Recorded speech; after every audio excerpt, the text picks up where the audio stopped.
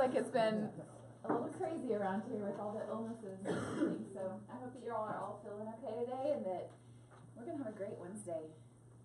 Happy birthday. Coach McFerrin is going to talk with us today about our core value number 2, the value of family. So, thanks. Yeah, so I know there's not much time to try to squeeze a lot of stuff in, and I know it's, that everybody can kind of get what you're passionate about and talk a lot about it, and obviously family is one that I think everybody, really loves, and everybody's is different, everybody's is ugly, and everybody's is, fun, right? Like, it's always messy, right? Family's messy. But it always works out, and one of the small thoughts that I had on it was just like, family to me is a lot like our body, because you have parts that it all becomes one big moving part, and like when it's all together, it's like an awesome thing.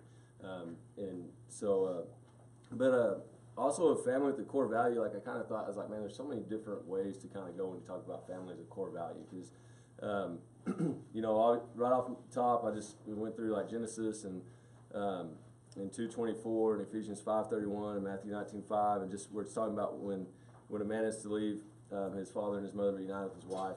To me, that's the initial start of starting a family, because that's I feel like is a core value. Like that's what we're saying is starting of a family. As a man and a woman are coming together, and together they're going to create another life, and that's the start of a family. And also, I know there's a lot of things. And to me, it just starts out, and I know when I first started out coaching, or obviously even too, whenever my oldest Jet was, I think when I came to training, Jet was 2, or he's actually 1, and a lot of times you always hear is like, well, you don't know you don't have a kid, and, or your kid's not old enough for you to know and understand it. But I think it's so different that, like, everybody knows, like, I think when you have your own child, and you're starting families, like that's when you really realize what love, like how you really can love. I know you love your spouse, like I really love my spouse, and she is definitely somebody that who I would put first before my children. And I also think that's the hard part, is like you feel so much in love with your children that sometimes we prioritize our family backwards and put our children above our spouses, and then we, and you have millennialism. No, I'm just kidding. You have the problem of like the children running the household, which is not how a family looks. And I know with time, like, a man is the head of the household, and the wife is to be submissive, and like, and it's not one of those things where it's like, every time I say something, it's like, yes, sir. So, but it does come down and puts a lot of weight on the man in the house to go ahead and say, like, there's room for discussion, but at the end of the day, like, the man is making the decision in the house. That's what he feels is best for his family, that he's had through prayer, but it is through discussion, because it is a partnership in that marriage. But a lot of times I do feel like sometimes that goes away, because it's the man is not the head of the household. And I think it's so important that men are the head of the household, that they own that decision, that they are owning for the responsibilities of their family, and that they are raising their children to become fighters for Christ. And in that, I just think that also teaches, like I sit there and look like at young boys, and my son's coming up and things, and like, to me, it starts in the family. Like, we as a school can partner with families. But if I'm also in a family just relying on, it's a great partnership to have people that believe in Christ and raising my kids up.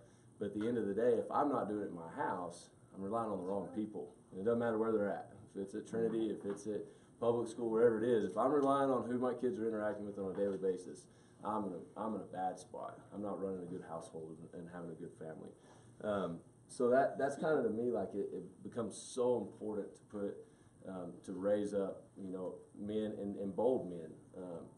I think so many times we get, passive as men in households and as families, and a lot of it is because, I just think, and I think just looking at the world today, like, we sit there and we see things that we say, this percentage of, the smallest voice has the loudest, or the smallest percentage of people have the loudest voice, it feels like. And it's because the largest percentage is being the quietest.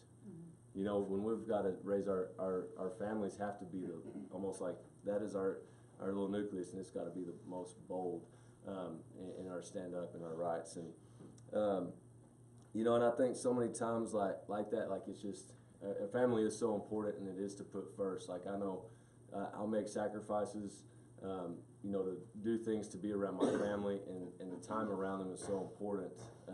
Not so much, it's not a lot of time, like just as, you know, teachers and coaches, everybody knows like you don't get a ton of time, and you're running around, but the time that you're with them, of how important it is that your influence is with them at that time.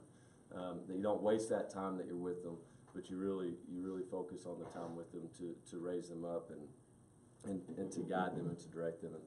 And you know, I just think, you know, it's so important, and like I said, nothing can replace your family. And so it's, you know, that's just one of the things to me that's, like I said, it's special to everybody. And I know I could go for a long time on a lot of different things, and I try to just right in there because, you know, I got told I had, you know, 5 to 10 minutes, so I'm trying not to. But it is, you know, to me, it's something that I hope everybody, like, we never take advantage of it, because family is one of the most important things. And I know as we see people around us that go through illness and pass away, and it's one of the things that I just hope that everybody knows, like never take it for advantage, you know, and always love on them, tell them you appreciate them, find out about them. Like, I think that's one of the hardest things too, is like when you're around people, you forget to ask like about them and who they were and what they did and know about them, but just knowing your history is so important. But anyway, that's kind of all. I guess I'm wrapped up. So good. All right.